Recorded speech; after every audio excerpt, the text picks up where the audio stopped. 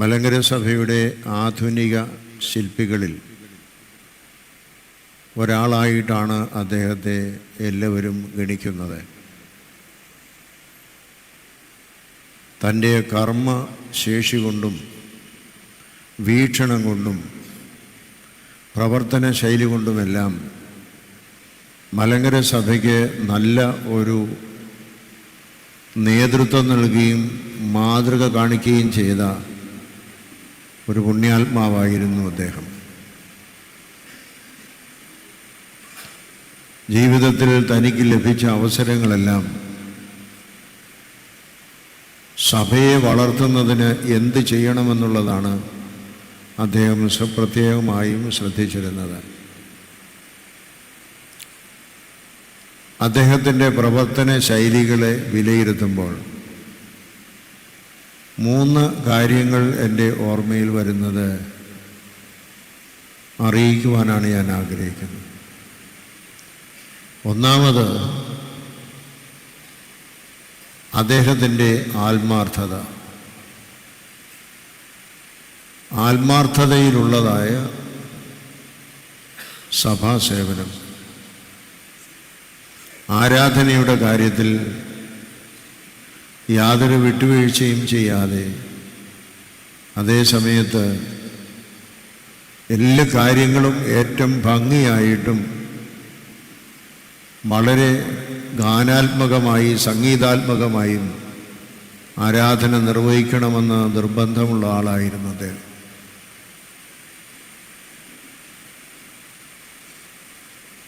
മെത്രാൻ സ്ഥാനത്തേക്ക് തിരഞ്ഞെടുക്കപ്പെട്ട ഞങ്ങൾക്ക് 5 പേർക്ക് മെത്രാൻ സ്ഥാനത്തിൽ ശ്രദ്ധിക്കേണ്ടതായ കാര്യങ്ങളെക്കുറിച്ച് പറഞ്ഞ് പഠിപ്പിക്കുന്നതിന് അദ്ദേഹമാണ് മാത്യൂസ് പ്രഥമൻ ഭാവായാൽ നിയോഗിക്കപ്പെട്ടിരുന്നത്. ആ സമയത്ത് പരിശുദ്ധ സഭാപിതാക്കന്മാർ, മുൻപുണ്ടായിരുന്ന മൽപ്പാന്മാരായിരുന്ന യുഹാനോന്മാർ സെവേറിയോസ് മെത്രാച്ചനും വട്ടക്കുന്നേ ബാവായുമൊക്കെ ഈവറീസിതേൻ ബാവായുമൊക്കെ ആരാധനയിൽ ശ്രദ്ധിച്ചിരുന്ന കാര്യങ്ങളെ ഓർമ്മപ്പെടുത്തിക്കൊണ്ടാണ് അദ്ദേഹത്തിൻ്റെ ക്ലാസ്സുകൾ പലപ്പോഴും നയിച്ചിരുന്നത്. ശബ്ദവും രീതിയും പൂർണ്ണമായ ഒരുക്കവും ആരാധനയെ സമ്പുഷ്ടമാക്കുന്നത് എങ്ങനെ, എത്രമാത്രം നമുക്ക് ആത്മാർത്ഥത ആരാധനത്തിൽ ഉണ്ടെങ്കിൽ അത്രമാത്രം ആരാധന അതിൻ്റെ ലക്ഷ്യത്തിലെത്തും എന്ന് അദ്ദേഹം എപ്പോഴും പറഞ്ഞു. അത് അദ്ദേഹം നിർവഹിച്ച് കാണിക്കുകയും ചെയ്തിരുന്നു. ഏത് ചെറിയ ശുശ്രൂഷയാണെങ്കിൽ പോലും അതതിൻ്റെ പൂർണ്ണ അർത്ഥത്തിൽ നിർവഹിക്കുക. പ്രത്യേകിച്ച് പ്രയാസങ്ങൾ ഈ പ്രദേശങ്ങളിൽ കക്ഷിവഴക്കുകളൊക്കെ ഉണ്ടായ കാലത്ത് അദ്ദേഹം അതിനുവേണ്ടി അധ്വാനിക്കുവാൻ, സഭയുടെ സമാധാനം നിലനിർത്തുവാനും സഭയിൽ ഐക്യമുണ്ടാകുന്നതിനും എല്ലായിടങ്ങളിലും പോയി ആളുകളെ പറഞ്ഞ് ബോധ്യപ്പെടുത്തുവാനും അദ്ദേഹം ശ്രമിച്ചത് വളരെ ശ്രദ്ധേയമായ കാര്യമാണ്. വെട്ടിക്കൽ ദേറായിൽ അദ്ദേഹത്തിൻ്റെ പിൻഗാമിയായി 1991 ഞാൻ ചെല്ലുമ്പോൾ പ്രധാനമായി കണ്ടെടുത്ത ഒരു കാര്യം അദ്ദേഹത്തിൻ്റെ ഒരു ബായികാണ്. തൂക്കിപ്പിടിച്ചുകൊണ്ട് നടക്കുന്ന ഒരു ബായിക. അതിനകത്ത് ചരിത്ര പുസ്തകങ്ങളുണ്ട്, അതുപോലെ സഭാ ഭരണഘടനയുണ്ട്, 58 കോടതി വിധിയുണ്ട്, ഹൂദായ കാനൂനുണ്ട്. അതപ്പോൾ രണ്ട് ഹൂദായ കാനൂനുമുണ്ട്. രണ്ടും എടുത്ത് പറയുന്നതിന് വേണ്ടിയാണ്. ഇതും കൊണ്ടാണ് അദ്ദേഹം ഓരോ പ്രദേശത്തും പോയി ആളുകളെ പറഞ്ഞ് മനസ്സിലാക്കിയത്. പുസ്തകങ്ങൾ വിടർത്തി വായിച്ച് സത്യാവസ്ഥ മനുഷ്യനെ ബോധ്യപ്പെടുത്തുവാൻ സഭയ്ക്ക് വേണ്ടി ആത്മാർത്ഥമായി പ്രവർത്തിച്ചു. അദ്ദേഹത്തിൻ്റെ കൂടെ എപ്പോഴും കൈത്താങ്ങായി ഉണ്ടായിരുന്നവരാണ് ബഹുമാനപ്പെട്ട വെണ്ടർപിള്ളിയച്ചൻ, അതുപോലെ മത്തായി ഇടയനാലച്ചൻ. ഈ 3 പേരും ഒരുമിച്ചാണ് മലങ്കര സഭയിൽ അങ്ങോളം ഇങ്ങോളം യാത്ര ചെയ്ത് മലങ്കര സഭയുടെ മാർത്തോമൻ പൈതൃകവും അതുപോലെ സഭയുടെ തനിമയും സ്വാതന്ത്ര്യവും സ്വയം ശീർഷകത്വവും എല്ലാം വളരെ വ്യക്തമായി പഠിപ്പിക്കാൻ തയ്യാറായത്. അതുതന്നെ അദ്ദേഹത്തിൻ്റെ സഭാ ശുശ്രൂഷയിലെ ആത്മാർത്ഥത നമ്മെ കാണിക്കുന്നതാണ്. മറ്റൊരു കാര്യം അദ്ദേഹത്തിൻ്റെ ലാളിത്യമാണ്. ഇട്ടിക്കൽ ദേറായിൽ ഞാൻ ചെല്ലുമ്പോൾ 91 അദ്ദേഹം കാലം ചെയ്തു കഴിഞ്ഞ് അദ്ദേഹത്തിൻ്റെ വസ്തുക്കളും മറ്റുമുള്ളതെല്ലാം നിജപ്പെടുത്താനായിട്ട് കണക്കെടുക്കാനായിട്ട് ആദ്യം പോകുമ്പോൾ അവിടെ അദ്ദേഹത്തിൻ്റെ കുറച്ച് വായന പുസ്തകങ്ങളല്ലാതെ വേറെ ഒന്നും അവിടെ വിലപ്പെട്ടതായിട്ടില്ല. അതാണ് അദ്ദേഹത്തിന് ഏറ്റവും വിലപ്പെട്ടതായിരുന്നത്. ബായികകളിൽ ഏതാനും ചില കാപ്പയും മറ്റുമൊക്കെ ഉള്ളത് വളരെ ചുരുക്കമായിട്ടുള്ളത് മാത്രം. വേറെ വിലപിടിപ്പുള്ളതായിട്ട് ഒന്നും അദ്ദേഹത്തിൻ്റേതില്ല. അദ്ദേഹം ഉപയോഗിക്കുന്ന കട്ടിൽ സാധാരണ ഒരു സന്യാസിക്ക് യുക്തമായ ഒരു കട്ടിൽ വെട്ടിക്കൽ ദേറായിയുടെ മുകളിലെ നിലയിൽ ഇരുന്ന് പ്രാർത്ഥിക്കുവാനും കുമ്പിടുവാനും ഒക്കെ ഉള്ളതായിരിക്കുന്ന മരവുരിയും അങ്ങനെ പലതും അദ്ദേഹത്തിൻ്റെ ലാളിത്യത്തെ ബോധ്യപ്പെടുത്തിയിട്ടുള്ള കാര്യങ്ങളാണ്. എവിടെയും യാത്ര ചെയ്യുമ്പോഴും എല്ലാവരോടും ഇടപെടുമ്പോഴും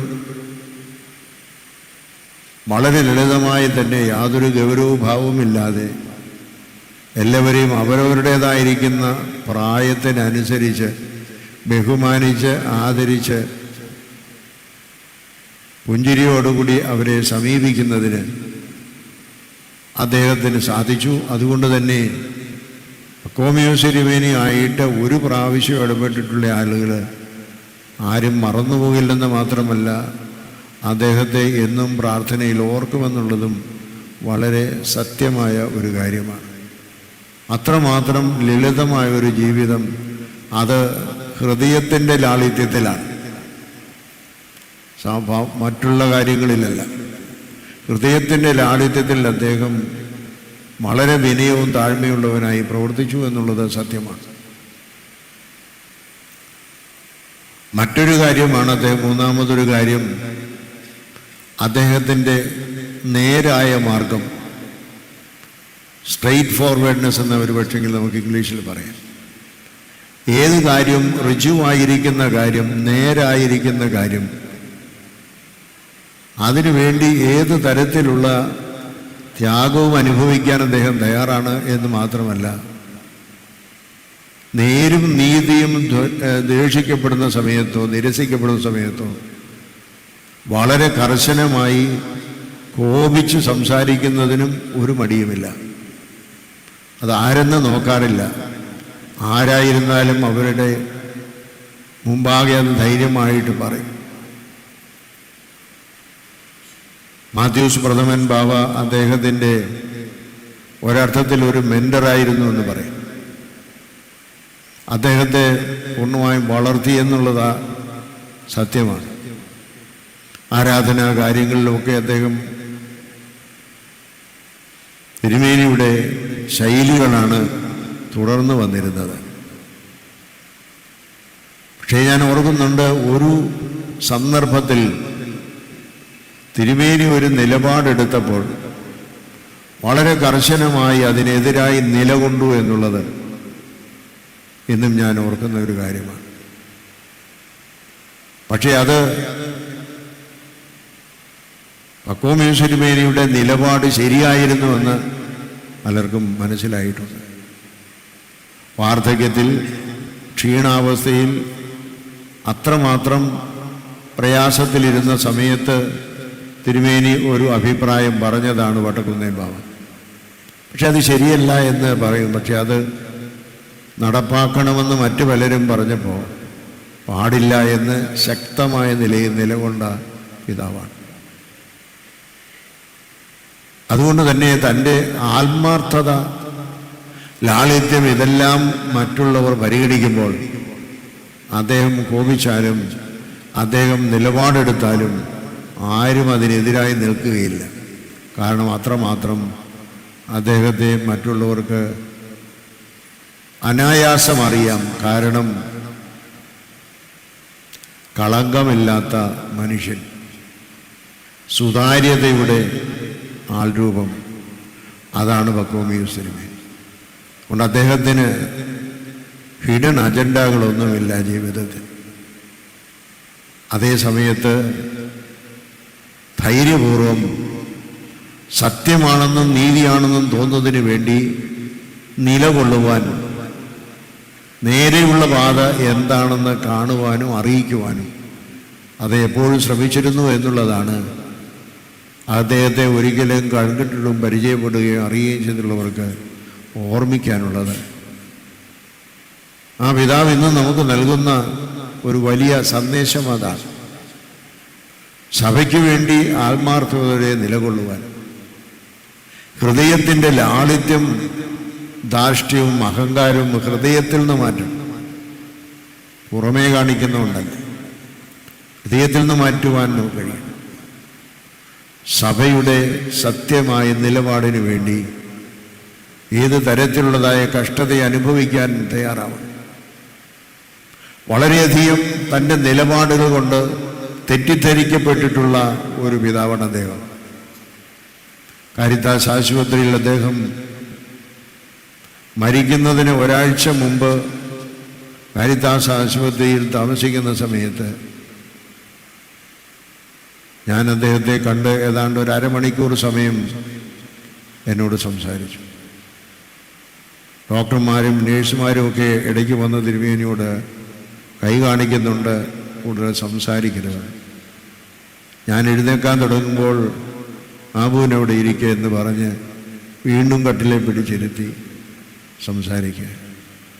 അന്ന് അദ്ദേഹം സംസാരിച്ചത് മുഴുവൻ അദ്ദേഹം ആത്മാർത്ഥമായി നിലപാടെടുത്ത നിലകൊണ്ട കാര്യങ്ങൾക്ക് പലരും അദ്ദേഹത്തെ തെറ്റിദ്ധരിച്ച് പ്രവർത്തിച്ചു എന്നുള്ളതാണ്. പ്രത്യേകിച്ച് മാത്യൂസ് പ്രഥമൻ ബാവായുടെ അസിസ്റ്റൻ്റായി മലങ്കര മെത്രാപ്പോലീത്ത അസിസ്റ്റൻ്റായി അദ്ദേഹം സേവനമേൽപ്പിച്ചു.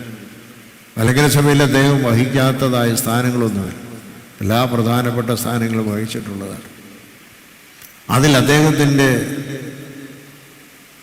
ഉദ്ദേശശുദ്ധിയെ ചോദ്യം ചെയ്തതായ സമയത്ത് വളരെ വിഷമത്തോടുകൂടി അദ്ദേഹം സംസാരിച്ചത് ഞാൻ ഓർക്കുന്നുണ്ട്. പക്ഷേ അതിലെല്ലാം അദ്ദേഹം ദൈവത്തിൽ ആശ്രയിച്ചുകൊണ്ടും ദൈവത്തെ സമർപ്പിച്ചുകൊണ്ടും നേരായ പാതയിൽ നടക്കുമ്പോൾ നമുക്ക് കഷ്ടതകളുണ്ടാവും, തെറ്റിദ്ധരിപ്പിക്കപ്പെടും എന്ന് വളരെ ശക്തമായ രീതിയിലുള്ള ഒരു സന്ദേശം അദ്ദേഹം നൽകിയത് ഞാൻ ഓർക്കുന്നു. ആ പിതാവിൻ്റെ സ്മരണ സഭയുടെ മുന്നോട്ടുള്ളതായി ശുശ്രൂഷയെ നമുക്ക് ഊർജം പകർന്നു തരുവാൻ ഇടയാവട്ടെ എന്ന് മാത്രം ആശംസിച്ച് എൻ്റെ വാക്കുകൾ ചുരുക്കും.